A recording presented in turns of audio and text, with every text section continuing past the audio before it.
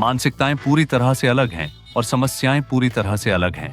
बंगाल है, इसको थोड़ा समझना मुश्किल है। लक्ष्मीर भंडार बोलो, विधा भंडार बोलो, वो थोड़ा मेरा है।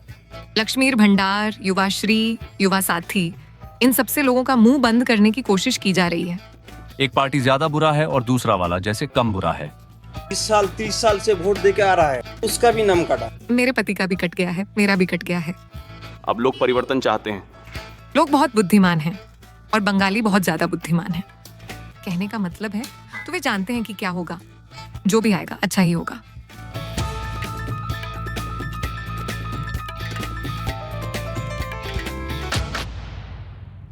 नमस्कार और काउंटडाउन बंगाल में आपका स्वागत है। हम घूमते रहे हैं और मौसम गर्म उमस भरा रहा है और बिजली कड़क रही है।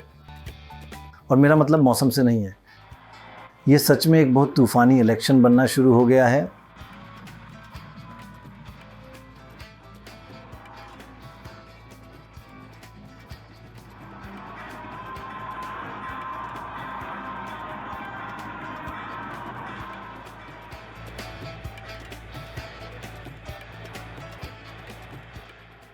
इधर बिष्णुपुर, 1 नंबर ब्लॉक, डायमंड हार्बर, होल्टा सब मिलाकर पिछले 10 सालों में हमने 5,500 करोड़ रुपए से ज्यादा का काम इस डायमंड हार्बर की पुण्य भूमि पर किया है।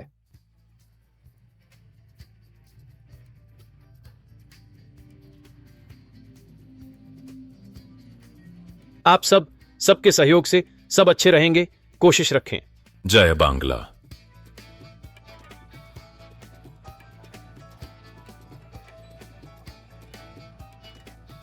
सब बोलें भारत माता की। भारत माता की। और यहाँ जो होगा उसके बंगाल से परे बड़े प्रभाव होंगे। आपने वह प्रसिद्ध और सही कहावत सुनी होगी, जो आज बंगाल में होता है वह कल शेष भारत में होता है। तो यह इलेक्शन इतना ही महत्वपूर्ण है। अब इस काउंटडाउन शो में मेरे प्रतिभाशाली सहयोगी और मैं क्षेत्र में आम मतदाताओं से बात करने और विभिन्न दलों के राजनीतिक नेताओं से बात करने के अपने अनुभव के बारे में बात करेंगे। लेकिन आइए पहले इससे शुरू करें कि हम बंगाल की राजनीति में इस स्थिति तक कैसे पहुंचे। 3 चरण रही हैं, अमेजिंग 3 अलग अलग चरण, किसी भी राज्य में सबसे अनयूजुअल। चलिए बस इससे शुरू करते हैं कि हम इस मुकाम तक कैसे पहुंचे कि ममता बनर्जी 15 साल तक सत्ता में कैसे रहीं। पीछे देखें तो पश्चिम बंगाल में राजनीति के 3 अलग अलग चरण हैं। पहला चरण वह 1996 से 2001 में हुआ। वह ममता का उदय था, टीएमसी का उदय था, जहां उन्होंने कांग्रेस को ध्वस्त कर दिया। कांग्रेस एक इलेक्शन में लगभग 40% से घटकर सिर्फ 8% पर आ गई और वह लगभग 0 से बढ़कर लगभग 31% पर पहुंच गई। यह एक अभूतपूर्व बदलाव है जो चुनावों में शायद ही कभी देखा जाता है। अब दूसरे चरण पर चलते हैं। ये 2001 और 2016 के बीच है। यह फिर से टीएमसी का उदय है, लेकिन इस बार यह वामपंथियों को ध्वस्त कर देती है। 2001 में वामपंथ लगभग 50%, 49.1 पर थे और यह गिरकर 27% पर आ गया और वह 31% से बढ़कर 45% पर पहुंच गई। फिर से इतना बड़ा और सबसे अनयूजुअल बदलाव और इस परिमाण का उतार चढ़ाव भारत की और दुनिया में कहीं भी राजनीति में शायद ही कभी देखा जाता है। और फिर बंगाल की राजनीति का तीसरा चरण आता है। तीसरा चरण भाजपा का उदय है। तीसरा चरण 2016 से 2021 हाल का पिछला विधानसभा इलेक्शन है। तो भाजपा का उदय कांग्रेस और वामपंथियों के जो कुछ भी बचा था उसे ध्वस्त कर देता है। कांग्रेस और वामपंथ मिलाकर 2016 में लगभग 39.5 थे और वे गिरकर लगभग 10% पर आ गए और बीजेपी 10% से बढ़कर 38% हो गई। ये अभूतपूर्व बदलाव हैं और अभी हम इसी स्थिति में हैं। मैं पूछता हूँ, मुझे लगता है मोनिदीपा, मुझे गलत मत समझिए, इसे अन्यथा ना लें। जरूर। आप भारत की सबसे सम्मानित पत्रकारों में से एक हैं। आप यहीं रही हैं, आपने यहाँ की राजनीति को देखा है, आपने इसे किसी और से बेहतर समझा है। तो हमें समझाइए, खासकर इस नौजवान को, ये 3 चरण, ममता का कांग्रेस की कीमत पर आना, फिर वामपंथियों की कीमत पर और फिर अचानक बीजेपी का इतनी तेजी से उभरना, क्या हुआ? ये बदलाव क्यों हुआ? इतिहास में बहुत ज़्यादा नहीं जाना चाहती। मैं पूरा दिन ले सकती हूँ। लेकिन असल बात यह है कि ममता ने अपनी तृणमूल कांग्रेस 1998 में बनाई और फिर 2004 में, हालांकि एक शुरुआती सफलता के बाद, उन्हें संसद में एक सीट मिली। वह संसद में अपने पार्टी का प्रतिनिधित्व करने वाली एकमात्र व्यक्ति बनकर रह गई थी। वह 2004 था और उस समय बहुत से लोगों ने ममता को खारिज कर दिया था। लेकिन आपने नहीं किया। नहीं, मेरा मतलब है मैं देखती आ रही हूँ। आपने देख लिया था कि कुछ होने वाला है। मैं उन्हें 1946 से देखती आ रही हूँ और मुझे पता था कि कहानी खत्म नहीं हुई थी। आपका जन्म 84 में नहीं हुआ था। चलिए भी, खैर आगे बढ़ते हैं। तो ममता बनर्जी 2004 में तृणमूल कांग्रेस की एकमात्र सांसद, और आगे ये होता है कि सच्चर समिति आती है। सच्चर समिति जो पूरे भारत में मुसलमानों की स्थिति की जांच करती है और कहती है कि पश्चिम बंगाल का रिकॉर्ड बहुत बहुत ख़राब है। और वह उसे पकड़ लेती हैं, ठीक है? वह उस बात को पकड़ लेती हैं। और हम असल में उसमें जाएंगे, यहाँ के हिंदू मुस्लिम पहलू पर। लेकिन आप कह रहे हैं कि बदलाव में वह मुख्य था। बदलाव में मुख्य, आप जानते हैं, वामपंथ से समर्थन का हटना और ममता बनर्जी का उस अवसर का पूरा फायदा उठाना। साथ ही भूलिए मत सिंगूर और नंदीग्राम। भाजपा के हालिया उभार के बारे में क्या अभूतपूर्व वृद्धि है? देखिए, आप जानते हैं बंगाल एक बदलाव का इंतजार कर रहा था। 37 सालों तक सीपीएम और उसके सहयोगियों ने राज्य पर शासन किया। कांग्रेस हमेशा दूसरे स्थान पर, और कांग्रेस आमतौर पर दिल्ली में ज्यादा दिलचस्पी रखती थी। अजीत पांजा, प्रणब मुखर्जी, गनी खान चौधरी सब वहीं देख रहे थे, यहां नहीं। तो यहां पार्टी कमजोर और कमजोर होती गई और सुश्री बनर्जी 90 के दशक के शुरुआती मध्य से आंदोलन कर रही हैं। 1998 में उन्होंने एक पार्टी का गठन किया। ज्योति बसु 2000 में रिटायर हुए। तब पुराने अब जान रहा हूं, ज्योति बसु हमेशा के लिए गिर गए। तो जैसा मैंने कहा, ये दो पार्टियां हैं जो लड़ रही हैं, कुछ नहीं कर रही हैं। तो मुझे लगता है एक पीढ़ीगत बदलाव आया जब, और ममता ने बेशक पहले कांग्रेस वोट को हासिल किया क्योंकि वह एक कांग्रेसी महिला रही थी। बाद में 2011 में मुझे लगता है कम्युनिस्ट गिर गए। कम्युनिस्ट ममता के बीच में गिर गए, उससे वे और भी ज्यादा कमजोर हो गए। तो फिर उन्होंने उनका वोट ले लिया और फिर बीजेपी आई। लेकिन मैं चाहता था कि आप अचानक बीजेपी पर भी ध्यान दें। हाँ, क्योंकि आप जानते हैं जब वाम होता है तो हमेशा दक्षिण होता है। एक और है, आप जानते हैं दोनों पद खाली हो गए थे। कांग्रेस ने वह जगह खाली कर दी। सही। वामपंथ ने वह जगह खाली कर दी। सही। और भाजपा चतुराई से अंदर आ गई। और जैसा कि आप कह रहे थे, भाजपा ने तब जो कुछ भी बचा था, जो छुट्टे बचे थे, उन्हें उठा लिया। हाँ, और फिर से दरअसल ये एक दो पार्टी व्यवस्था बन गई है, जैसा कि यह बंगाल में 41 साल तक थी। तो हम वहीं वापस आ गए हैं जहां से हमने शुरू किया था। दोनों पार्टियां नहीं हैं, दोनों पार्टियां अलग हैं। बस आपको डेटा बहुत पसंद है। भाजपा के लिए इतना बड़ा स्विंग होना, 10% से लगभग 38% तक जाना, यह अभूतपूर्व है। सिर्फ एक इलेक्शन में 2016 और 2000 हाल वाले के बीच। उस अचानक बदलाव की क्या वजह थी? मुझे लगता है दोरा ने जिक्र किया है, अगर सीपीएम या वाम मोर्चे में कोई खालीपन है तो हारने के बाद किसी के लिए भी कहीं जाने की कोई जगह नहीं थी। मेरा मतलब है सीपीएम एक विकल्प नहीं था। अब उनके पास नेतृत्व नहीं था, भाजपा के पास फंड था, उसके पास एक राष्ट्रीय नेतृत्व था। मुझे लगता है कि वे इस पर काबू पाने में कामयाब रहे, और मुझे लगता है कि उन्हें सीपीएम का बहुत सारा कैडर मिल गया जो जमीनी स्तर पर भी काम करता है, जिससे उन्हें मदद मिली है ना, जो कि हाँ, जिस पर वे टिके हुए थे। हाँ, लेकिन यह वाकई आश्चर्यजनक है कि वामपंथी भाजपा में चले गए। तो बाज आप आगे कहिए। एक बात जो आपने उठाई कि भाजपा भी थोड़ी बदल गई है, किस तरह से? खैर, 2021 में दिल्ली से भाजपा नेताओं की एक के बाद एक लहर आ रही थी। ऐसा लग रहा था जैसे केंद्रीय भाजपा नेतृत्व यहाँ इलेक्शन चला रहा था। इत्फाक बदल गया है। प्रधानमंत्री आकर व्यक्तिगत रूप से ममता बनर्जी पर हमला कर रहे थे। अब वह अपनी किसी भी रैली में उनका नाम लेकर उल्लेख नहीं करते हैं। वह एक बड़ी गलती थी जब उन्होंने कहा दीदी दीदी दीदी दीदी। हाँ, वह फप्ती सच में बहुत बुरी लगी। बहुत बुरी लगी। तो इस बार वह उनका नाम तक नहीं लेते। और बंगाली मतदाता के प्रति भाजपा की रणनीति बदल रही है। मुझे यकीन है कि हम इस पर थोड़ी और बात करेंगे। हाँ, लेकिन हाँ, ये बदल रहा है। और लेकिन वह दीदी या दीदी नहीं कहते हैं, लेकिन वह घुसपैठियाँ कहते हैं। लेकिन चलो हम उस पर वापस आएंगे जैसा कि आप कहते हैं। और मैं बस महिला मतदाताओं के बारे में शिखा और मनीष के पास आना चाहता हूँ। अगर आप ममता की असली ताकत को देखें तो यह अमेजिंग है कि वह महिला मतदाताओं के बीच कितनी मजबूत हैं। ज़रा आंकड़ों को देखिए। अधिक महिलाएं टीएमसी का समर्थन करती हैं। भाजपा पर टीएमसी की बढ़त अमेजिंग है। पुरुषों के बीच यह भाजपा पर केवल 4% की बढ़त है। टीएमसी भाजपा से 4% अधिक। महिलाओं के बीच यह भाजपा से 10% अधिक है। 10% अधिक, जो किसी भी चुनावी मानक के हिसाब से एक बहुत बड़ा अंतर है। तो आप अलग अलग तरह की बहुत सारी महिलाओं से बात कर रहे हैं, हिंदू, मुस्लिम, उच्च जाति, निम्न जाति। ममता के साथ ये लगाव, ये आकर्षण क्या है? आप सही कह रहे हैं। ममता आज भी सभी जाति, वर्ग, समुदायों की महिलाओं के बीच काफ़ी लोकप्रिय है। और मुझे लगता है कि वफादारी का एक बड़ा हिस्सा इस बात से भी आता है कि उन्होंने पिछले कुछ सालों में, जब से वे सत्ता में हैं, ऐसी योजनाएं शुरू की हैं जिससे उन्हें सीधे तौर पर फ़ायदा हुआ है। स्टूडेंट के लिए जो कन्याश्री है, तब बड़े भाग्यश्री, इतना कुछ दे रहे हैं हम लोग को, वो अच्छा लगता है।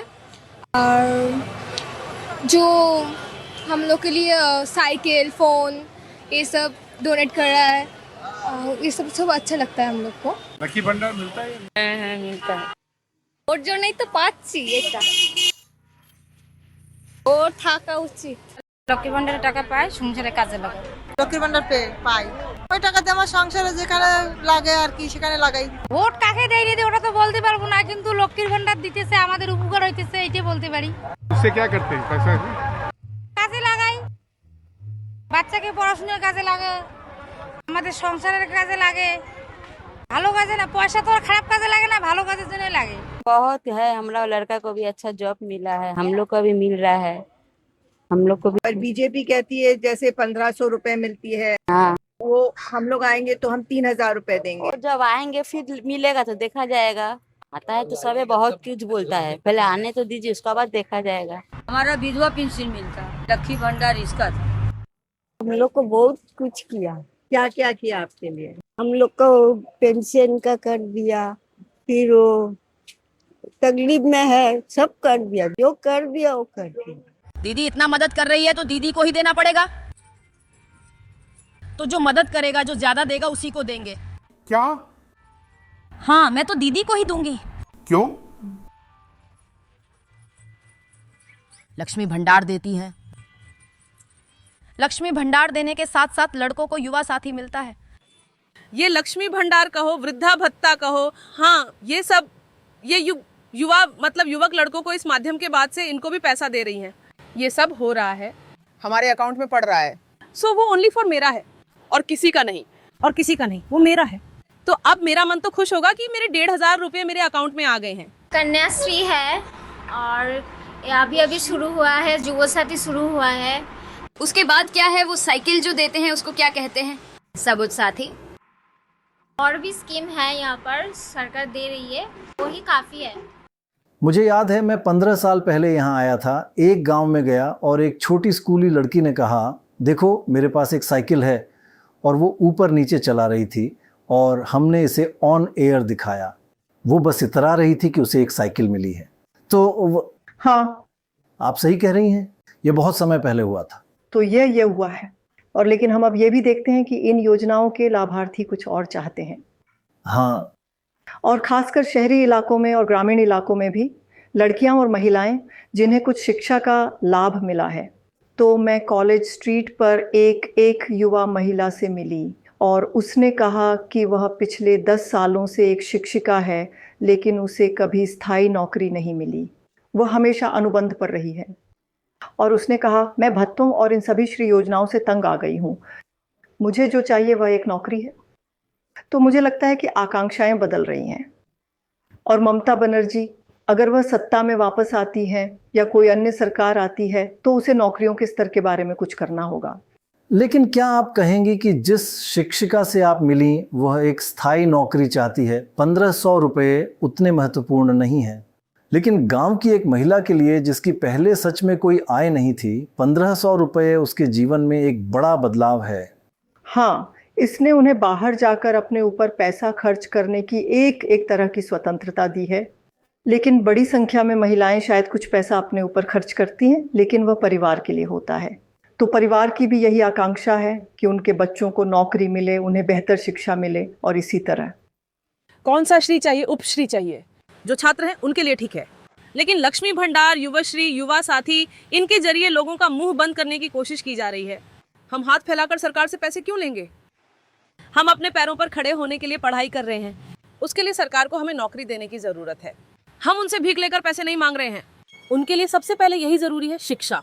मैं फिलहाल गवर्नमेंट गर्ल्स जनरल कॉलेज में एक गेस्ट लेक्चरर के रूप में पढ़ा रही हूँ। मैंने असिस्टेंट प्रोफेसर के लिए क्वालिफाई किया है, लेकिन अब बहुत कम भर्तियाँ हो रही हैं। मैं उस क्षेत्र में काम नहीं कर पा रही हूँ जो मुझे पसंद है, जिसमें मैं काम करना पसंद करूँगी। मुझे पर्याप्त पैसे नहीं मिल रहे हैं। इतना भाता नहीं चाहिए, ठीक से पढ़ाई करे, उसके बाद उसको कोई अपॉर्चुनिटी, जॉब को अपॉर्चुनिटी मिल जाए, यही सही बात है। मैंने देखा है, मेरे घर के पास ही सरकारी स्कूल था, तो वहाँ कई छात्र आते थे। शिक्षा पढ़ाई का एक अलग मापदंड था, लेकिन 2022 के बाद से, पोस्ट कोविड युग के बाद मैं देखता हूँ मतलब ज़्यादा से ज़्यादा छात्र पढ़ाई छोड़ रहे हैं, क्योंकि नौकरी तो है नहीं, SSC नहीं है, PSC नहीं है, WBCS नहीं है। सालों साल जहाँ अटका हुआ है, वे क्यों पढ़ेंगे? इसलिए उनके माता पिता उनकी पढ़ाई छुड़वाकर उन्हें केरल, यूपी, इन सब जगहों पर भेज रहे हैं। क्या आप यहाँ से निकलने के बाद नौकरियों को लेकर चिंतित हैं? हाँ, बिल्कुल बिल्कुल। मैंने कई छात्रों को देखा है, कई मेधावी छात्र अपनी डिग्री पूरी करने के बाद आज तक बेरोजगार हैं, और वे काफ़ी मेधावी हैं, और मुझे लगता है कि वे एक, आप जानते हैं, अच्छी नौकरी पाने के लिए काफ़ी अच्छे हैं, लेकिन फिर भी वे बेरोजगार हैं, जो बहुत चिंताजनक है। मुख्य मुद्दा ऐसा है कि हम सबको जैसे नौकरी की सुरक्षा और नौकरियां भी चाहिए। मुझे लगता है कि यही मुख्य मुद्दा है जिसका हम सामना कर रहे हैं। बदलने से अगर कलकत्ता में इंडस्ट्री आता है, यहाँ के जो यंगर पर्सन है, अगर उनको काम ठीक ठाक मिल जाएगा तो बदलना चाहिए। पैसों से अब कुछ खास नहीं हो रहा है, तो एक नौकरी मिलने पर मैं अपने परिवार के साथ खड़ी हो सकूंगी, अपने माँ बाप के साथ खड़ी हो सकूंगी। उतने पैसे में मैं कुछ भी नहीं कर पाऊंगी। लक्ष्मी भंडार के उन 1800 रुपयों से क्या घर चलता है? 1800 रुपए में मैनेज होता है? हाँ, बंटाई पर जमीन जोतती हूँ, ये जो आलू डूब गए, आलू का कोई दाम नहीं, कुछ नहीं, कहाँ से क्या होगा? और भाता दे रहा है, कुछ भी शुद्ध भाता दे के सब चुपचाप, युवा समाज चुपचाप बैठे रहो और कुछ नहीं कर रहे। लक्ष्मी भंडार एकदम बेकार नहीं है, लोगों को और भी बेकार बना रहा है। युवाओं के तौर पर उन्हें पर्याप्त रोजगार नहीं मिल रहा है, और सत्ता में जो पार्टी TMCP है, वह युवाओं को मुआवजे के तौर पर 1500 दे रही है। यह उस रोजगार के मुआवजे के तौर पर ज्यादा है जो वह प्रदान नहीं कर सकती। अगर आप पूरे भारत की बेरोजगारी दर को देखें तो आप पाएंगे कि पश्चिम बंगाल की बेरोजगारी दर काफ़ी कम है, और यह आंकड़ा आपके लिए उपलब्ध है। हाँ, हमें और ज़्यादा करने की ज़रूरत है। अगर ऐसा होता कि शहरी महिलाएं या थोड़ी और पढ़ी लिखी महिलाएं उन्हें मिल रहे सामाजिक विकास के पैसों के बावजूद निराश हो जाती, तृणमूल कांग्रेस शहरी सीटें नहीं जीती होती। अगर उनका मोहभंग हुआ होता तो या तो वे वोट में नहीं आ रही हैं, या अगर वे आ रही हैं तो जो वोट में आ रहे हैं वे जाहिर है कि हमें ज़्यादा समर्थन दे रहे हैं। महिलाएं 2.4 करोड़ महिलाएं, यानी 24 मिलियन महिलाएं, उन्हें मिला है आज तक, उन्हें लकी भंडार मिला है जो अब 1500 है, और SSC ST को 1700 मिलते हैं। मनीष, आपने उत्तर बंगाल में यात्रा की है और आप हमें कुछ अमेजिंग निष्कर्ष बता रहे थे जब आपने बहुत सारी महिलाओं से बात की है ना? प्रणय, मैं साथ साथ असम का भी इलेक्शन कवर कर रहा था। इसके पहले हम लोगों ने बिहार का इलेक्शन कवर किया था।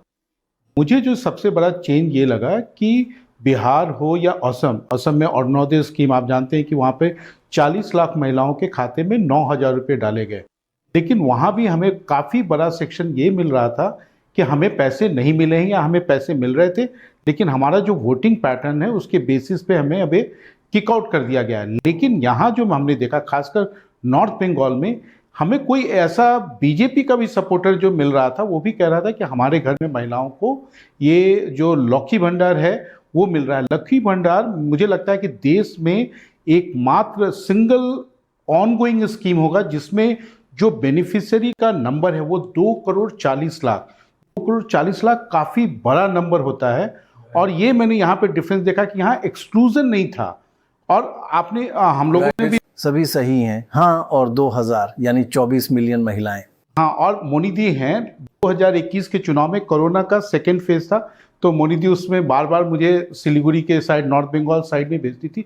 उस समय जो हमने देखा था बीजेपी के लिए एक एग्रेशन महिलाओं में भी, लेकिन इस बार हम देख रहे थे कि जो भी महिलाएं हमें मिल रही थी लक्ष्मी भंडार मिल रहा है। और वो आप भी जानते हैं कि जहां भी कैश ट्रांसफर होता है तो जो इनकम्बेंट गवर्नमेंट के खिलाफ एंटी इनकम्बेंसी कम हो जाती है।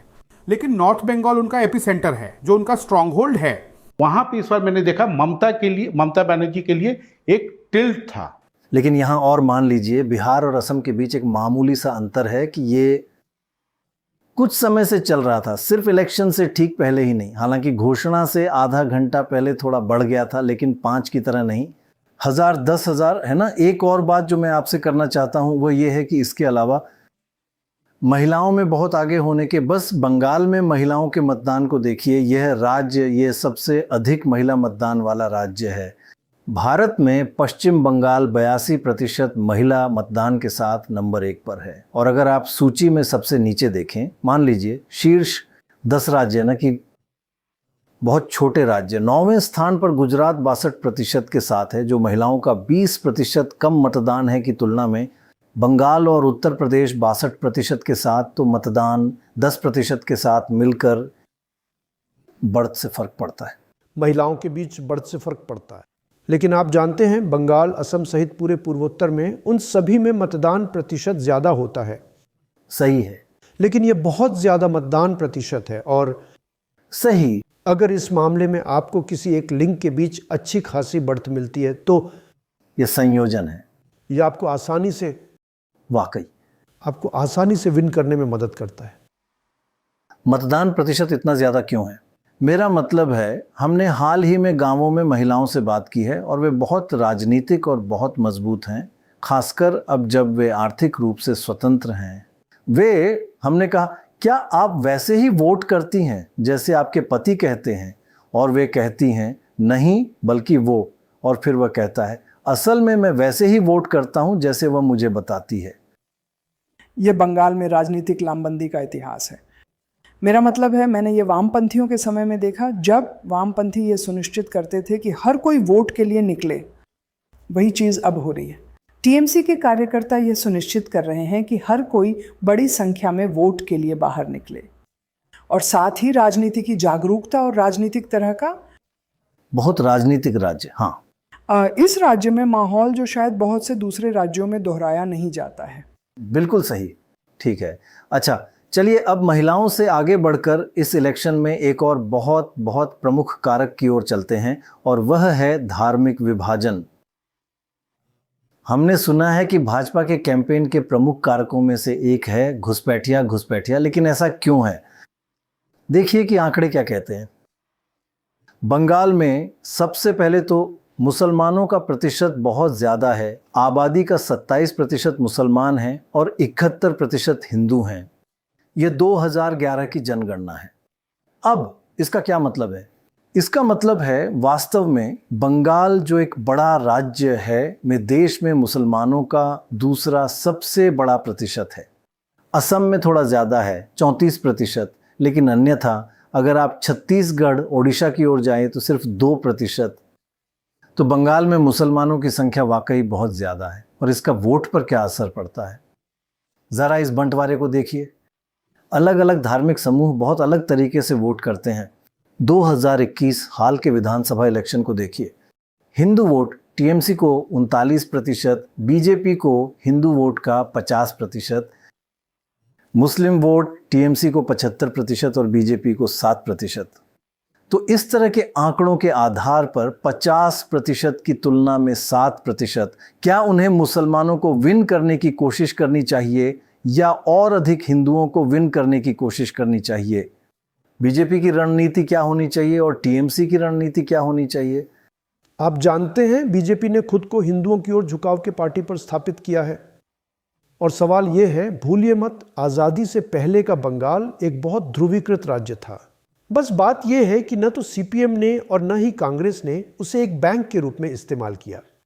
अब आपके पास एक पार्टी है जो उसे एक मुद्दे के तौर पर इस्तेमाल कर रहा है।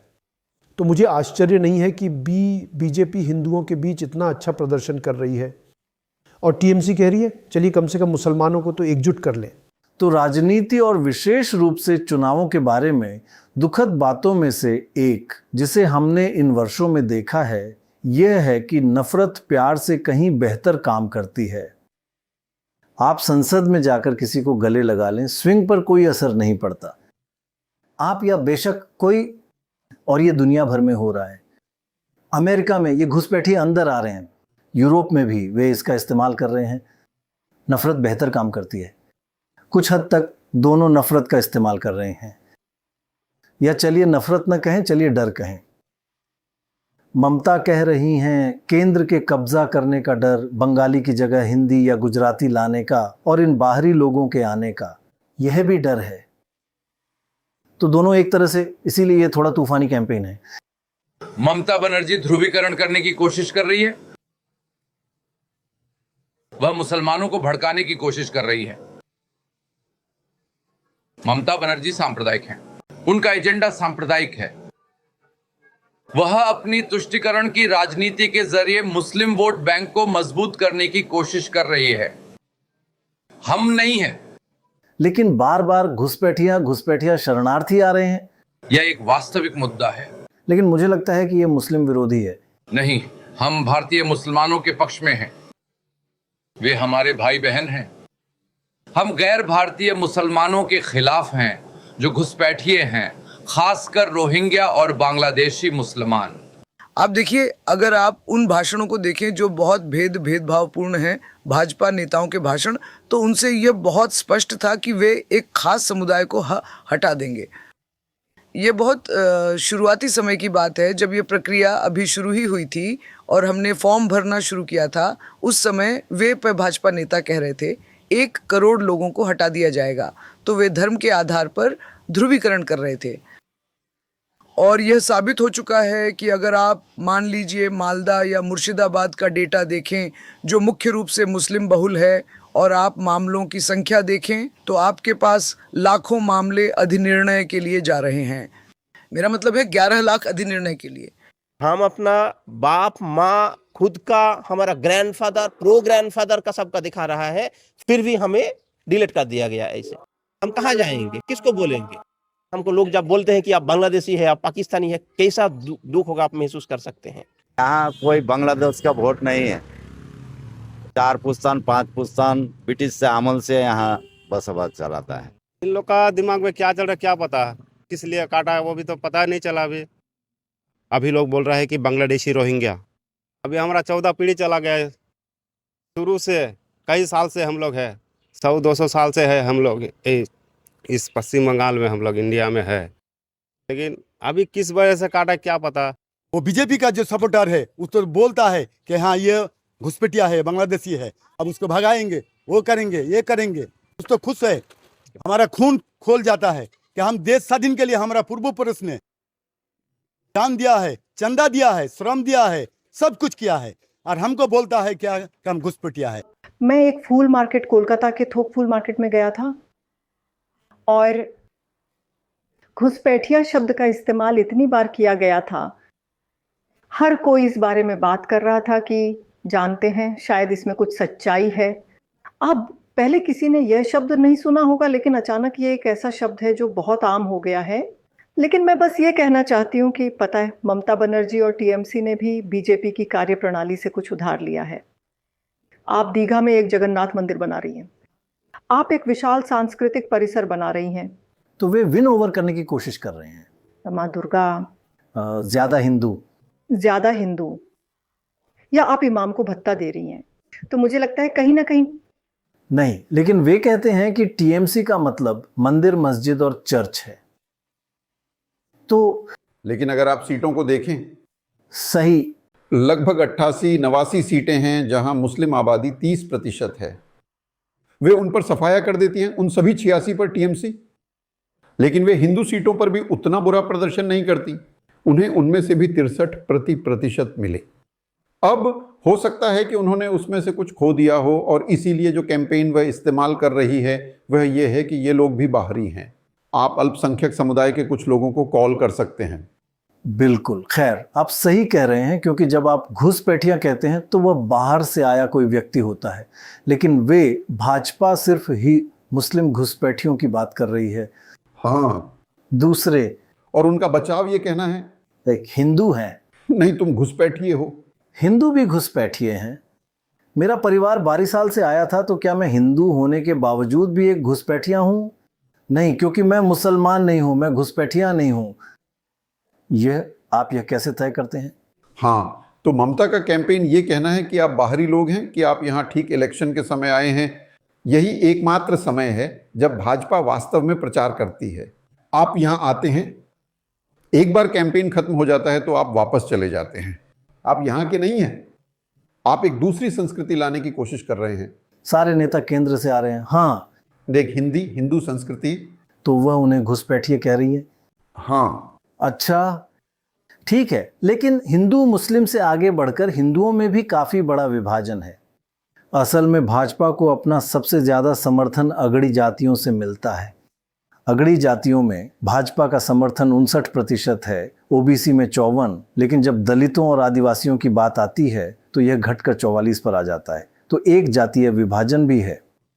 प्रणय, ये बीजेपी जब यहाँ पे आई थी तो उस समय तक ये माना जा रहा था कि यहाँ पे कोई कास्ट की पॉलिटिक्स नहीं होती है, लेकिन उन्होंने कहीं ना कहीं यूपी बिहार से थोड़ा बोरो किया और उन्होंने ओबीसी दलितों का एक तरह से उनको कंसोलिडेट करने की कोशिश की, और जो राजवंशी कम्युनिटी है, मटुआ कम्युनिटी है, इनके बीच में उन्होंने रीच आउट किया। और 2019 या 2021 दोनों का जो उनका सक्सेस है, इन दोनों कम्युनिटी के उनके लिए कंसोलिडेशन और अपर कास्ट जो एंटी टीएमसी वोट था, पहले वो लेफ्ट और कांग्रेस के साथ रहता था, जो शिफ्ट किया बीजेपी में।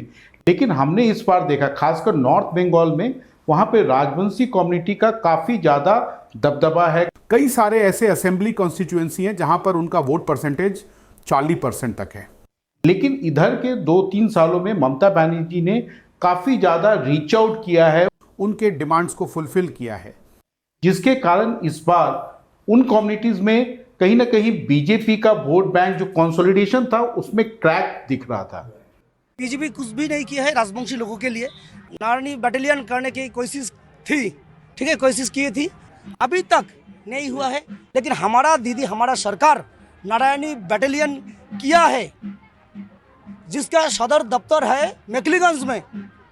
और राजवंशी के लिए जो दीदी किया है, भाषा के लिए भाषा अकादमी किया है, स्कूल बनाया है, 200 राजवंशी स्कूल बनाया है, ठीक है, और राजवंशी डेवलपमेंट कल्चरल बोर्ड किया है, सारे कुछ किया है राजवंशी लोगों के लिए। 2019 में जितना वोट हम लोगों को मिला था उससे कई गुना ज़्यादा वोट जो है 2024 में मिला।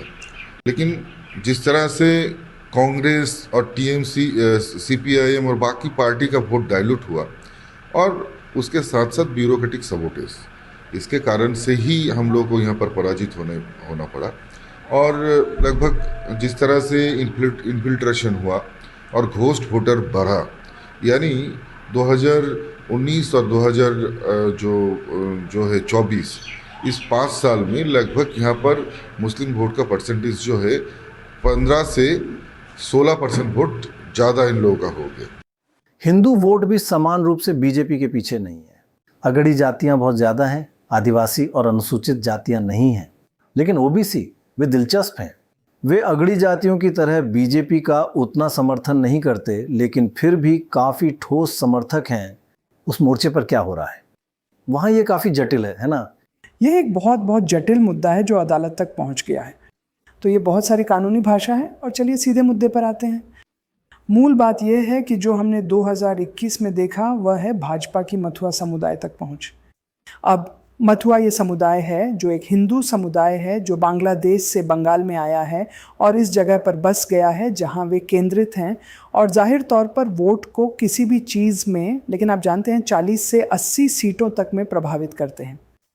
तो भाजपा ने उन्हें लुभाया, उन्हें फायदा हुआ और अब उस विशेष वोट के लिए लड़ाई जारी रही है। यहीं पर ओबीसी भी आ गए हैं। हर चीज का 17% ओबीसी के लिए आरक्षित है। इसका एक हिस्सा मुस्लिम ओबीसी है, इसका हिस्सा हिंदू ओबीसी है और इसने टकराव और भ्रम पैदा किया है क्योंकि उच्च न्यायालय ने मूल रूप से ओबीसी के तहत मुसलमानों के लिए आरक्षण को रद्द कर दिया है। हाँ, जो एक इलेक्शन में एक बहुत बड़ा मुद्दा हो सकता है, हमने यह दूसरे राज्यों में देखा है। वास्तव में जो कुछ हो रहा है और उन सभी को उन्हें आरक्षण न मिलने इत्यादि के कारण, क्या मथुआ भाजपा से थोड़े नाराज और परेशान है? क्या कोई बदलाव है? देखिए, मथुआ परेशान और नाराज़ हैं क्योंकि उनका नाम सूची से काट दिया गया है और उन्हें भाजपा द्वारा उनकी नागरिकता के लिए सीएए का लालच दिया गया है। तो अगर उन्हें नागरिकता चाहिए तो वे सीएए का उपयोग करते हैं और उन्हें नागरिकता मिल जाती है, जिसका मतलब ये हो सकता है कि वे इस बार वोट नहीं करते हैं, लेकिन भविष्य में वे करेंगे। ये एक वही है जो भाजपा ने किया है। टीएमसी बहुत ज़ोर शोर से उसे कमज़ोर करने की कोशिश कर रही है और इसलिए मथुआ एक ऐसा समुदाय है जो आप जानते हैं अधर में लटका हुआ है। तो इस तरह का बदलाव इन चुनावों को प्रभावित कर सकता है? नहीं, सीए के साथ समस्या ये है कि उसे पाने के लिए आपको फिर से बहुत सारे दस्तावेजों के साथ आना होगा। अब उस दस्तावेज को प्राप्त करने के लिए आपको उसे लेने के लिए वापस बांग्लादेश जाना होगा, जो आप जानते हैं उनमें से कुछ एक पीढ़ी 2 पीढ़ी पहले यहाँ आ गए थे। आपके पास वह दस्तावेज नहीं है। और दूसरा, अब तक अपनाई गई प्रक्रिया ने इस नागरिकता के लिए बहुत कम लोगों को मंजूरी दी है। लेकिन मुद्दा सीए की परिभाषा है। मुसलमान घुसपैठिए हैं जैसा कि आप कहते आ रहे हैं, लेकिन हिंदू शरणा बांग्लादेश से आने वाले हिंदू शरणार्थी हैं और उनके साथ वैसा ही व्यवहार किया जाएगा। हमारा बॉर्डर स्टेट है, घुसपैठ हो रही है, आज नहीं 40 साल से आफ्टर पार्टीशन हो रही है। तो ये लोग तो हैं यहाँ, और जो हिंदू भी आए हैं उनके पास डॉक्यूमेंट्स नहीं है। हमने सीए में उनको बोला था रजिस्ट्रेशन करो, जो नहीं किया तो एलिजिबल नहीं है। ये नॉर्मल प्रोसेस में हुआ है। मुझे लगता है और भी ज़्यादा जाने वाले हैं। बंगाल में धार्मिक विभाजन पर ही थोड़ा और रुकते हैं। बस चुनावी नक्शे को देखिए, प्रशासनिक नक्शे को मत देखिए, चुनावी नक्शे को देखिए और ये कैसे अलग है। हिंदुओं का सर्वाधिक संकेंद्रण, जहां कहीं भी हिंदुओं का सर्वाधिक संकेंद्रण है वहां भाजपा का दबदबा है। उच्च हिंदू प्रतिशत वाले क्षेत्रों को देखिए, वो उत्तर है। दक्षिण मध्य 86% हिंदू, पूर्वी छोटा क्षेत्र 87% हिंदू।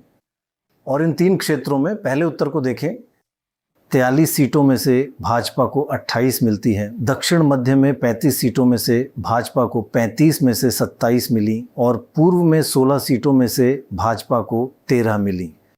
तो जहां कहीं भी हिंदुओं की सघनता अधिक है, भाजपा चुनावी और भौगोलिक रूप से अच्छा प्रदर्शन करती है। अब उन क्षेत्रों को देखें जहां हिंदुओं की सघनता कम है। टीएमसी उन क्षेत्रों में हावी है जहां आबादी में हिंदुओं का प्रतिशत कम है। इन क्षेत्रों को देखें, पूरा मध्य क्षेत्र सीधे कोलकाता तक। मध्य क्षेत्र 73 सीटें, हिंदू सिर्फ 50% हैं, जो पूरे राज्य के औसत से बहुत कम है। दक्षिण में हिंदू 75% हैं और दक्षिण पश्चिम में आदिवासियों का प्रतिशत बहुत अधिक है, तो गैर आदिवासी आबादी केवल 86% है। और देखें कि यह चुनावी नक्शे के संदर्भ में खुद को कैसे प्रकट करता है।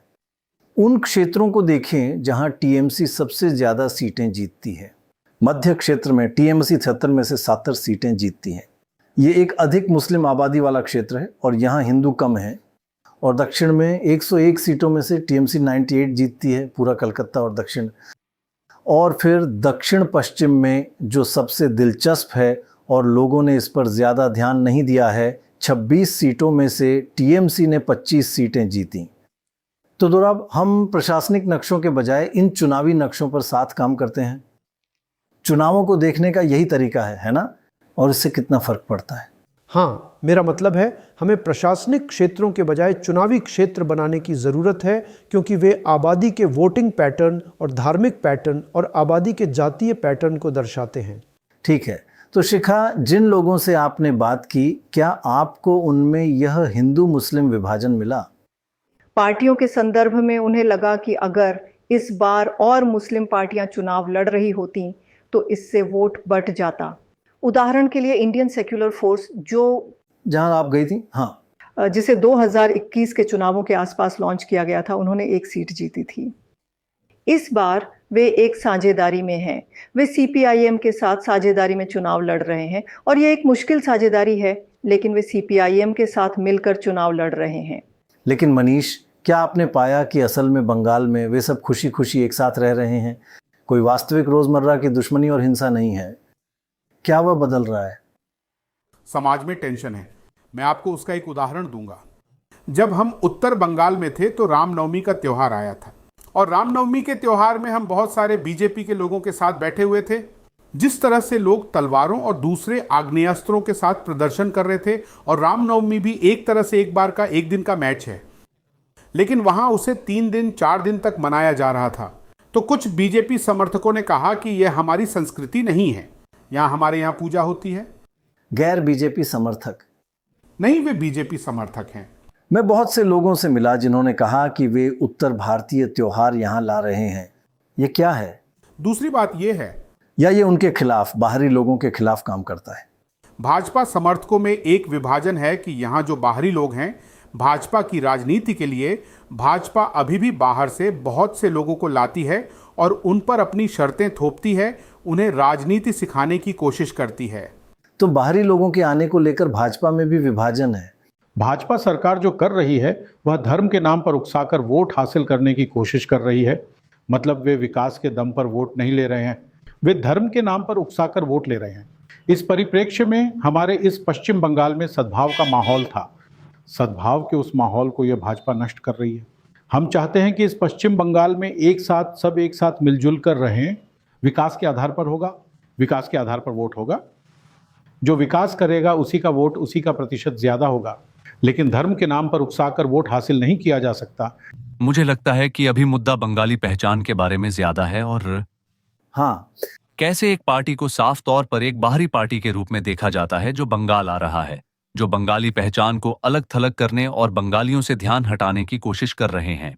हाल ही में जैसा कि हमने देखा है, बहुत सारे मुख्य धारा के भारतीय सांस्कृतिक उत्सव जो बंगाल का हिस्सा नहीं थे, उन्हें यहाँ पेश किया गया है कि हमने, जैसे रामनवमी। मुझे कोई भी पार्टी मतलब एक तरह से अच्छी नहीं लगती, लेकिन मतलब एक पार्टी ज़्यादा बुरी है और दूसरी वाली मतलब कम बुरी है। पश्चिम बंगाल की आंतरिक राजनीति और साथ ही पूरे देश की बाहरी राजनीति के बीच बहुत बड़ा अंतर है, क्योंकि मानसिकताएं बिल्कुल अलग हैं और समस्याएं बिल्कुल अलग हैं। शोभा यात्रा रामनवमी की हमने कभी पहले नहीं देखी। राम सीता बने हुए हैं, राधा कृष्ण बने हुए हैं, सब कुछ बने हुए हैं, सब कुछ निकलता था यहाँ से, पर पहले कभी आज तक ऐसी कोई बात ही नहीं हुई। ईद में भी वहाँ पर देखिए किला बगान में बड़ा बड़ी से ईद भी मनाया जाता है और बड़तला बड़ा बाजार में बड़ी शोभा यात्रा भी निकलती थी रामनवमी की। कोई ऐसा बात ही नहीं था कभी आज तक, पहले कभी नहीं हुआ। अब पंजाबी बिरादरी वाले रावण भी जलाते थे, रामलीला होती थी, कोई बात ही नहीं हुआ ऐसा, कभी आज तक नहीं ऐसा हुआ, पर अब हो रहा है। धर्म के नाम पर घृणा जो दल ही फैला रहा है वह बंद हो। हमें घृणा नहीं चाहिए, हमें प्यार चाहिए। हम चाहते हैं कि बांग्ला भाषा जीवित रहे। ये जो बीजेपी सरकार है, मोदी है, वो सिर्फ हिंदू और मुस्लिम दोनों का डिवाइडेड कर देता है। ठीक है, इससे तो नहीं होगा ना, देश तो आगे नहीं बढ़ेगा। हिंदू और मुस्लिम, हम लोगों को देश जब स्वाधीन हुआ था सबका ही कंट्रीब्यूशन था, हिंदू या मुस्लिम बुद्ध जो भी बोलिएगा। लेकिन बात जब ये इस तरह बढ़ता है तो उसका चुनावों पर बड़ा असर पड़ सकता है ना। जिन 2 क्षेत्रों या 3 क्षेत्रों का आपने जिक्र किया जहां टीएमसी बहुत अच्छा प्रदर्शन करती है, वहां बीजेपी भी उतना अच्छा प्रदर्शन नहीं करती है। उसे 30 के आसपास कम संख्या मिलती है, क्योंकि कांग्रेस और वाम दल 10-12 ले जाते हैं। तो असल में अगर मुस्लिम वोट थोड़ा भी बढ़ता है, इसका मतलब होगा एक काफी बड़ा हिस्सा, मतलब दूसरे मुस्लिम पार्टी या तीसरे मुस्लिम पार्टी को एक बड़ा हिस्सा लेना होगा ताकि वे लूज, क्योंकि आधार वहां आरक्षकों के बहुत ज्यादा है, 75।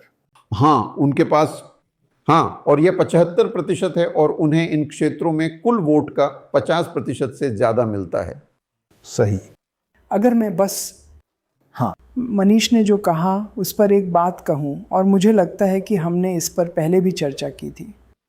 वे इस बारे में बात कर रहे थे कि कैसे, आप जानते हैं, उत्तर भारतीय संस्कृति और रामनवमी का बंगाल में इम्पोर्ट हुआ।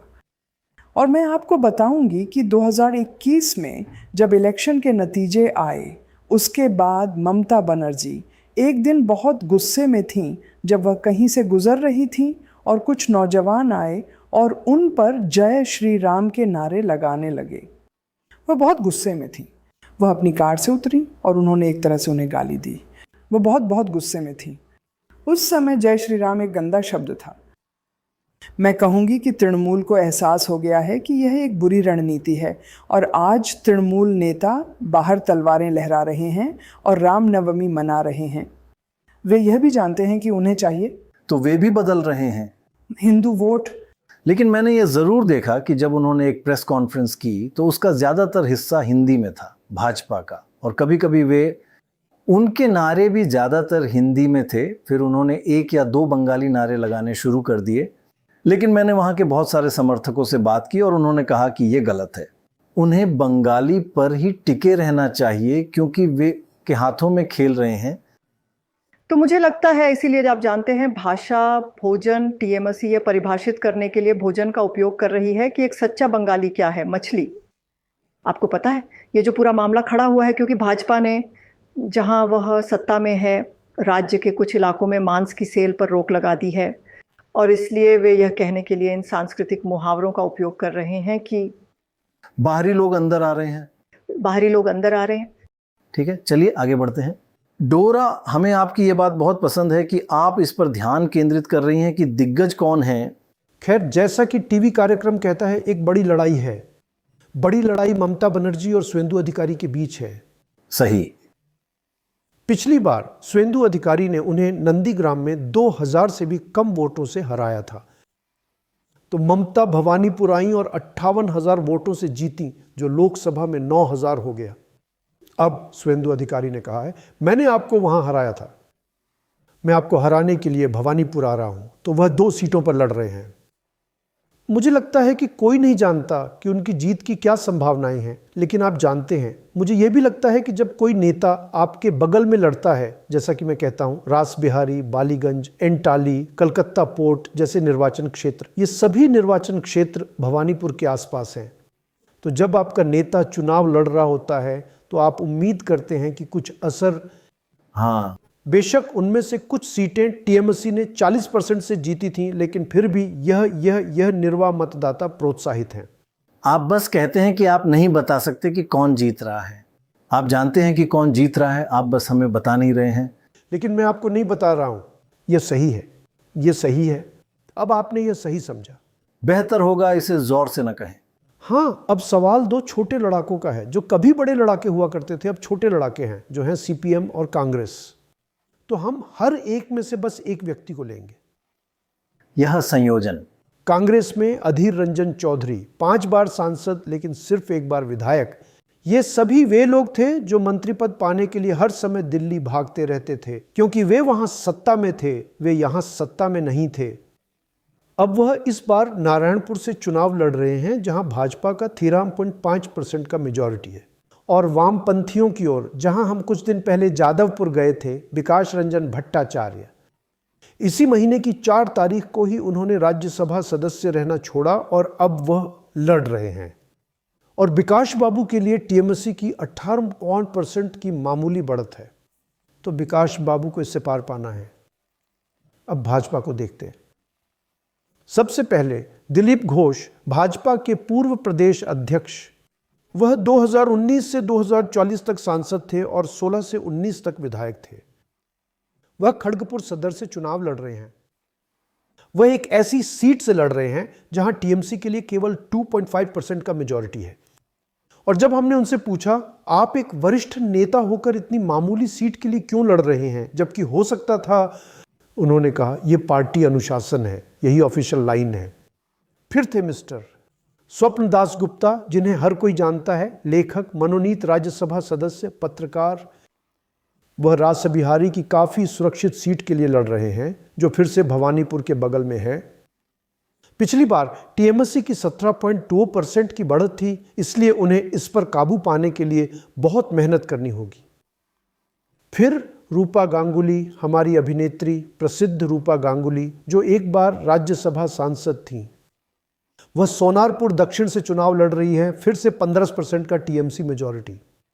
और अंत में निशित प्रामाणिक, उनके नाम का कॉन्स्टिट्यूएंसी माथा भांगा कहलाता है, जो मुझे थोड़ा चिंतित करता है, लेकिन उसका यहाँ कोई लेना देना नहीं है।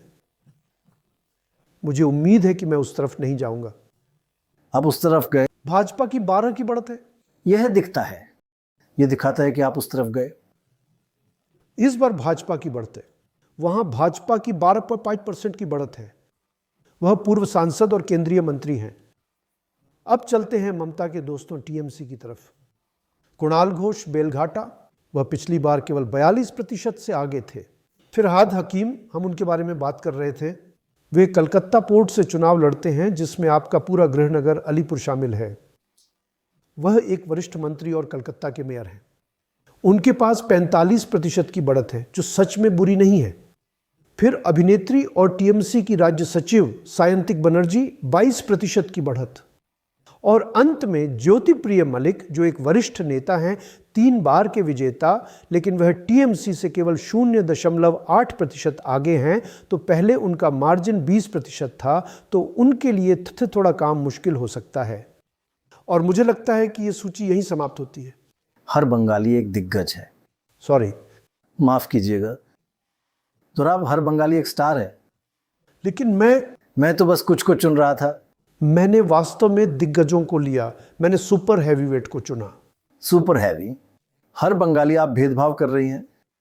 मैं बस यहाँ ये जोड़ना चाहूँगी कि क्योंकि सुरक्षा और का एक बड़ा फोकस पॉइंट रहा है, महिलाओं की सुरक्षा एक बड़ा फोकस रहा है बीजेपी के लिए। उन्होंने 2 उम्मीदवार खड़े किए हैं जिन पर सबकी नजर रहेगी। एक है अजीत कर की पीड़िता की मां, बलात्कार मामला, और दूसरी है संदेश खाली मामले में विरोध का चेहरा, जहां एक टीएमसी नेता पर यौन उत्पीड़न और जमीन हड़पने का आरोप लगाया गया था। और फिर भी उन्होंने महिलाओं को टीएमसी से आधी सीटें दी हैं। तो उन्होंने अपनी बात रखने के लिए विशेष महिलाओं को विशेष सीटें दी हैं। हाँ, लेकिन जहां तक महिलाओं के लिए सीटों का सवाल है, वे इसमें पीछे हैं। हाँ, टीएमसी ने महिलाओं को 54 सीटें दी हैं, जो कुल संख्या का लगभग 20% है। बीजेपी ने दी हैं 20 के करीब। हाँ, 20 या 24 सीटें। तो वे कह सकते हैं कि वे महिलाओं की मदद करने की दिशा में काम कर रहे हैं, लेकिन और टीएमसी नेता भी एक सुपर हैवीवेट है। सुपर हैवीवेट ममता दी। सही, ठीक है। अब आपके जमीनी खुलासों के कारण हम समझ गए हैं कि क्या हो रहा है। अब आइए आगे देखते हैं कि क्या होने वाला है। तो कौन जीत रहा है? अभी मत बताइए, बाद में बताइएगा। आप सच में जानना चाहते हैं? हाँ, इलेक्शन के बाद। अब जानते हैं इस देश में, तो उससे पहले साल 2000 से, ठीक है, मैं आपको तथ्य बताता हूं। नहीं, साल 2000 से खैर 3 ऐसे मौके आए हैं जब 10% से ज्यादा की बढ़त वाला पार्टी अगली बार पलट गया। एक बार 2011 से जयललिता थी, वे बाद में पलट गई। दूसरे आपके दोस्त श्रीमान थे कैटसीआर, जो एक बार 10% से ज्यादा से जीते थे और पलट गए। और तीसरा वाला बहुत ही संदिग्ध है इस लिहाज से कि कर्नाटक में कांग्रेस ने बढ़त तो बनाए रखी, लेकिन भाजपा को ज्यादा सीटें मिली और श्रीमान कुमार स्वामी बाहें फैलाए इंतजार कर रहे थे। सही, तो वे थे, तो भाजपा ने सरकार बनाई उनके साथ। लेकिन केवल 2 उदाहरण हैं, हालांकि ऐसा हो सकता है, इसलिए यह एक अनयूजुअल घटना है। ठीक है, तो हमने पहले क्या हुआ, 3 चरण, अभी क्या हो रहा है, इस बारे में बात की है। थोड़ा आगे देखते हुए इस इलेक्शन में क्या हो सकता है, इसके एक संकेत को देखें। हालांकि यह किसी भी तरह से निर्णायक नहीं है। 2021 से हुए उपचुनाव, तो पिछले विधानसभा चुनावों के बाद हुए 21 उपचुनावों में टीएमसी ने अपना वोट सुधारा है। पिछले विधानसभा चुनावों में याद रखें कि टीएमसी का प्रतिशत वोट लगभग 50% था और बीजेपी का 38%, यानी 12% की जीत का अंतर। लेकिन इन 21 बाय इलेक्शन में अब 5 वर्षों में 21 उपचुनावों का होना अनयूजुअल और काफ़ी महत्वपूर्ण है। वास्तव में 21 उपचुनावों में टीएमसी ने 21 में से 20 जीते हैं और कांग्रेस ने जीता। बीजेपी ने पिछले 21 उपचुनावों में से एक भी नहीं जीता है। और प्रतिशत वोट क्या था? इन उपचुनावों में टीएमसी को औसतन 61% मिले और बीजेपी को 24%। तो पिछले विधानसभा चुनावों के बाद से टीएमसी के पक्ष में 11% का स्विंग हुआ है और बीजेपी के खिलाफ -14% का स्विंग हुआ है। उपचुनाव एक ऐसी चीज है जिसे मुझे नहीं लगता कि हम विन करने की स्थिति में होंगे। हम हैं आंशिक रूप से, क्योंकि पूरी राज्य मशीनरी बहुत बुरी तरह से उतर आती है। लेकिन अगर आप 21 से 24 तक का इलेक्शन भी देखें तो आप पाएंगी कि मुझे लगता है 24 में इस तथ्य के बावजूद कि हमने कुछ सीटें खो दी, हमारा वोटों का कुल प्रतिशत वगैरह कमोबेश बरकरार रहा। मुझे स्पष्ट करना होगा प्रणोय कि आप जानते हैं हम इस बार एक वैकल्पिक सरकार बनाने के लिए लड़ रहे हैं। हम सिर्फ विपक्ष में एक जगह बनाने, एक जगह तराशने के लिए नहीं लड़ रहे हैं। तो बाज 11% का सुधार 50% से 61% तक जाना टीएमसी का एक अभूतपूर्व बदलाव है। शायद यह इस इलेक्शन में दोबारा ना हो, लेकिन यह ज़मीनी स्तर पर एक छोटा संकेतक है। यह कोई ओपिनियन पोल नहीं है जो गलत हो सकता है, लेकिन यह चिंता की बात होगी क्योंकि 21 चुनावों में से भाजपा एक भी नहीं जीती। उपचुनाव वे एक भी नहीं जीते, तो 11% बहुत ज़्यादा है ना। ये पार्टी के लिए भारी समर्थन या जमीनी काम दिखाता है, लेकिन भाजपा कहती है कि जब ऐसा इलेक्शन होता है तो वे बस जमीन पर टीएमसी को मैच नहीं कर सकते। दिलचस्प बात यह है कि लोकसभा में भी भाजपा को बहुत ज़्यादा वोट नहीं मिलते हैं। मेरा मतलब है यहाँ वहाँ आधा प्रतिशत। आमतौर पर आप उनसे बेहतर करने की उम्मीद करते हैं। ये बिल्कुल सच है। एक आम इलेक्शन में ये बात बिल्कुल सच है। एक विधानसभा इलेक्शन की तुलना में तो क्योंकि यह केंद्र के लिए है, ऐसा नहीं हुआ। हाँ, तो मुझे लगता है कि यह भी एक बहुत मजबूत संकेतक है। तो आप कह रहे हैं कि वे स्थिर हो गए हैं। क्या आप एक फोरकास्ट कर रहे हैं? तो दो राब जो बात कह रहे हैं कि लोकसभा चुनावों में वे ज्यादा नहीं बढ़े, क्या इसका मतलब है कि वे स्थिर हो गए हैं और अब उपचुनावों के साथ? मैं सिर्फ आंकड़ों के बारे में बात कर रहा हूं। यह क्या दिखाता है? हाँ, मुझे पता है कि इस बात की संभावना है कि वे उस सब, आप जानते हैं, स्थिर हो गए हैं पिछले चुनावों। या मिस्टर को मत भूलिए, मोदी के चुनाव, चाहे वह विधानसभा हो या लोकसभा, वे आते ही रहे और आते ही रहे। शायद ज्यादा दर्शकों को आकर्षित करने की उनकी क्षमता एक ठहराव पर आ गई है। और श्री को छोड़कर अधिकारी, उनके पास सच में ममता बनर्जी के कद का कोई बड़ा नेता नहीं है। तो अब सत्यम शायद ये एक ठहराव पर आ गया हो, कोई नहीं जानता।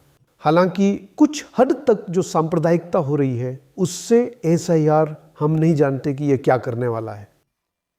वे ऊपर जा सकते हैं, कोई नहीं जानता, लेकिन ये आप जानते हैं। सही, बीजेपी के पास बहुत ज्यादा संसाधन है, ये मत भूलिए। तो मोनादीपा, खैर, बीजेपी के पास कोई ऐसा चेहरा नहीं है जो ममता बनर्जी से मेल खाता हो, इसमें कोई शक नहीं। शुभेंदु अधिकारी पिछले 6-7 सालों से इस काम में लगे हुए हैं।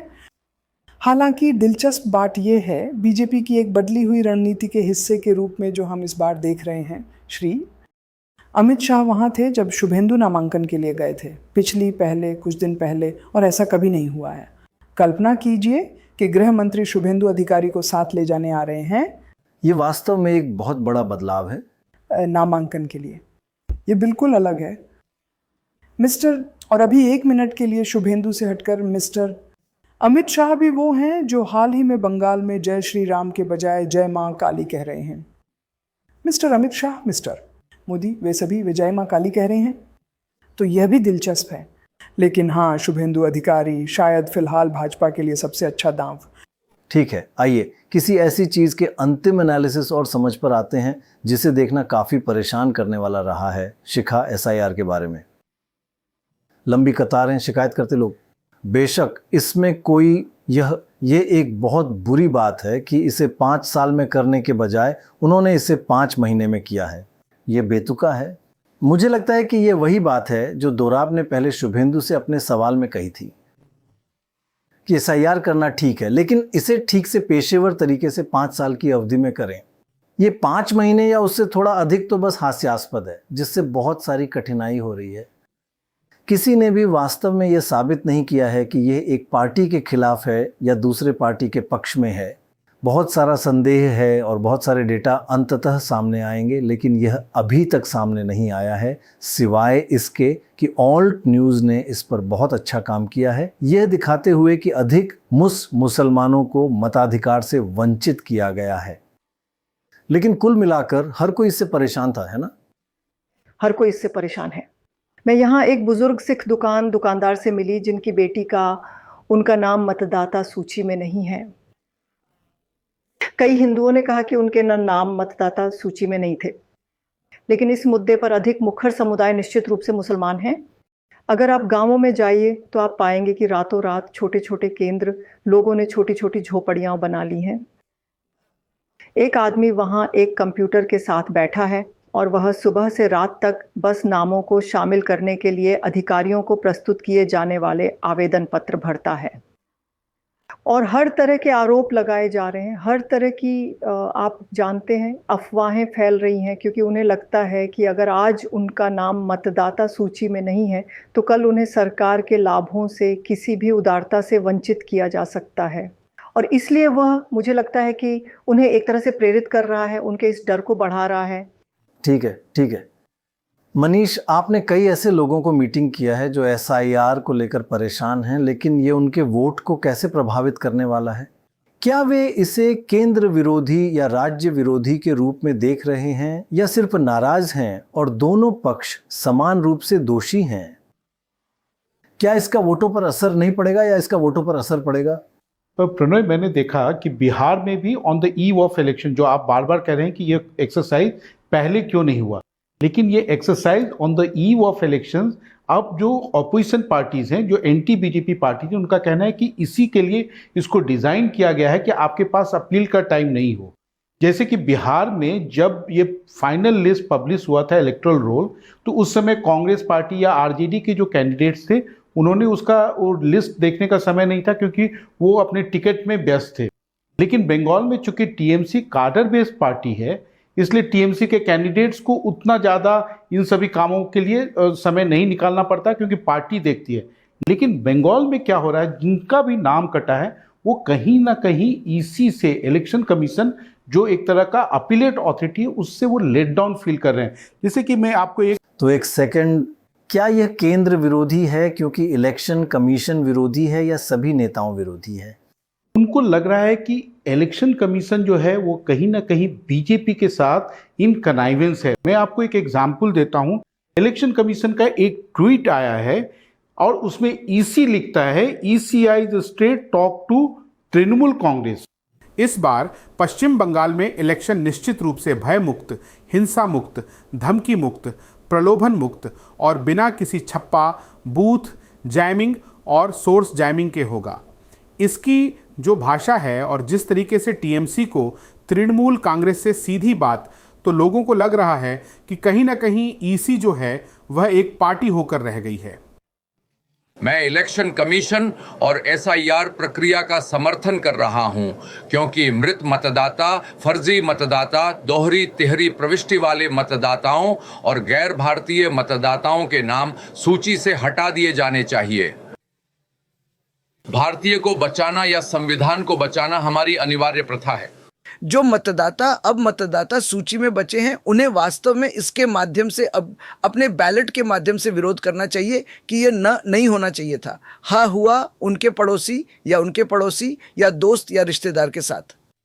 तो ऐसा होगा कि माता पिता मतदाता सूची में हैं और बच्चों के नाम मिटा दिए गए हैं, या बच्चे हैं माता पिता नहीं हैं, तो उन्हें वास्तव में उसके लिए विरोध करना चाहिए जो छूट गया है।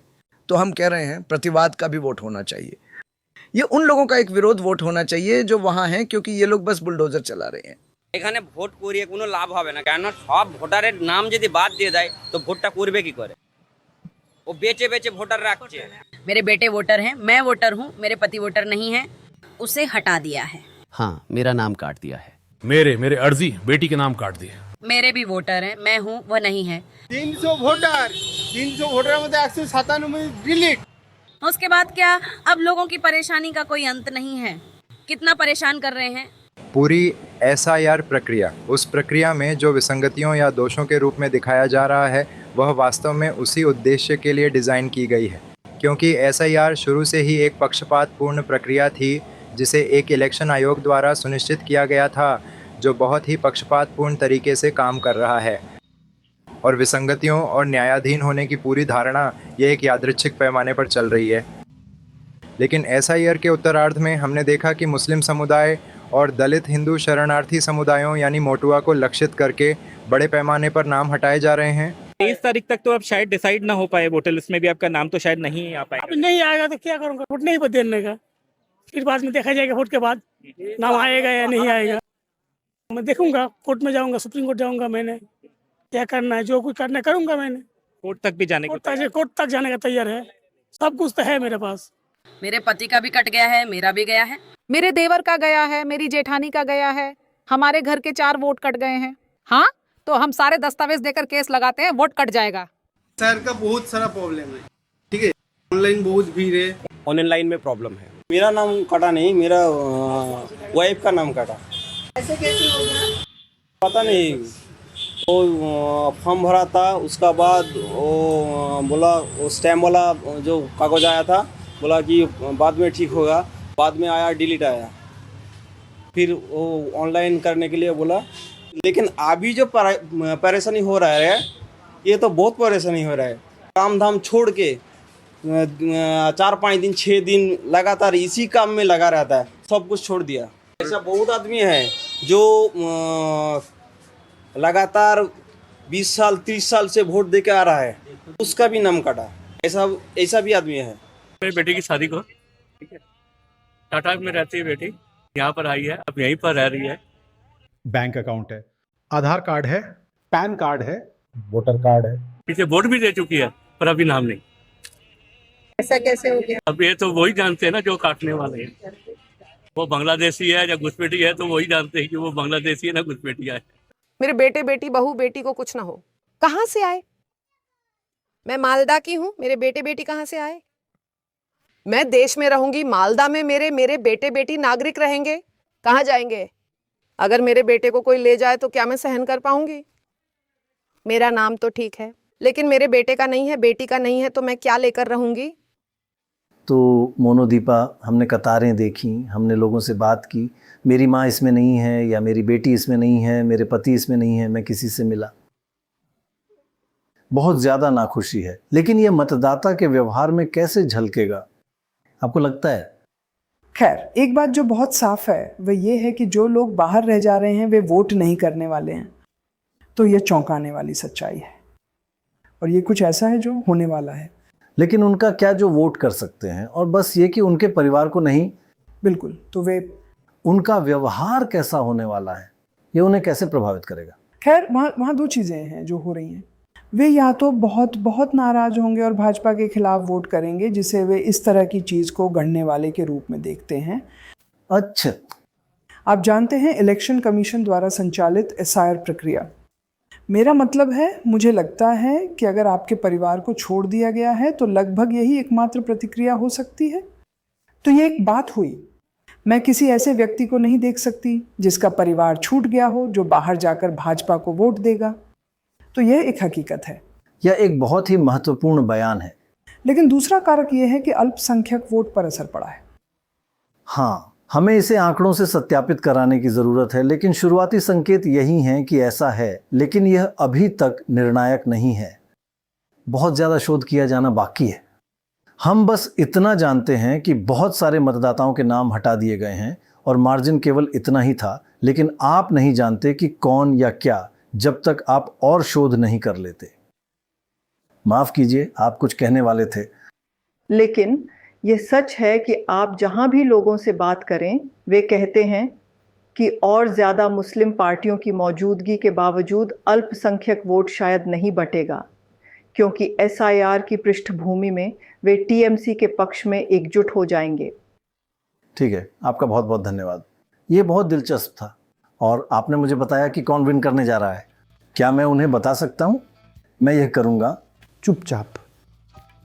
हमें देखने के लिए आपका धन्यवाद। हम एक और पश्चिम बंगाल काउंटडाउन करेंगे इलेक्शन के थोड़ा और करीब, यानी अंतिम इलेक्शन की तारीख। देखने के लिए धन्यवाद।